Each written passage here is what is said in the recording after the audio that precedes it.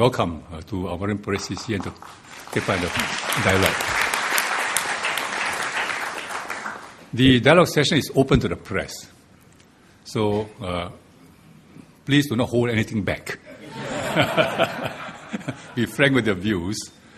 Well, the purpose of the dialogue tonight is to get your reactions to Prime Minister Lee Hsien Loong's National Day rally speech, and more importantly, to see how we can together help to resolve some of the problems which he addressed.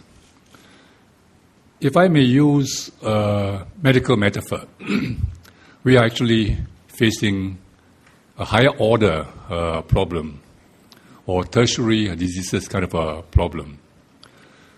In the old days, we had to deal with poverty, malnourishment. Today, you have to deal with problems of obesity, maybe overeating. In the old days, tuberculosis was a top killer. Today is heart disease. And you can go through the problems that we have today are very different from the older days. In the old days, buses were crowded. Many of us who are older had experienced very crowded buses. I used to work in Fullerton building.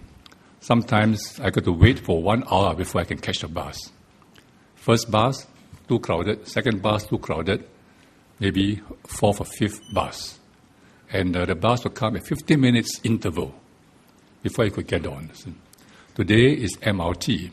First train, too crowded. Second train, 2 minutes later on, crowded. Third train, 2 minutes later on, crowded. Fourth train, 2 minutes later on, you can get on. Altogether, how many minutes? 6, 8 minutes. But it's a long, long time. But the problems can be resolved provided we exercise a rational approach to solving problems. So the medical problems that we face today, although they are of a different order, they can be resolved. Cancer, heart diseases, diabetes, all these can be solved, provided we take a rational approach to our problems. So on the problems identified by PM, I shall quickly summarize the main topics just to jog your memory, and then I will leave it to you to give me a reaction, but also to offer solutions. First, let's take economy. It's not about reducing unemployment. Despite the recession, we had full employment. Some would say over full employment because we had to bring in immigrants to help us do jobs which Singaporeans wouldn't do. Then the key issue under the economic side is raising productivity, which is very different from trying to create jobs for our people. It's raising productivity, which is more abstract, much more difficult, but very necessary. Because if we don't raise productivity, we just got to bring in more foreign workers, more PRs, to help us sustain our economic growth of 3 to 5%. Associated with economic problems identified by PM will be housing. House prices have gone up. That's a fact. But no matter how high the prices of homes will be, if you analyze this is a question of supply and demand. If there were no demand for such high-priced homes, then the prices would drop. So this is a market situation. But nevertheless, we monitored this. We did feel that a bubble was building up because of the very low interest rates, a very liquid fund market. So people thought, you can borrow cheap and house prices may go up. Why not buy? So you're actually chasing after homes. Some actually would need the homes very much as a first-timer to stay in. Others were chasing after homes for investments. So we felt that a bubble was building up. We therefore decided to prick the bubble in a controlled manner. You let out too much air, you find that home prices collapse. There's another set of problems. So that's one problem identified by the government. The next would be your transportation. Of course, you all know that MRT is crowded, and waiting time may not be very long, but if you queue up for 6 minutes, it is a long time.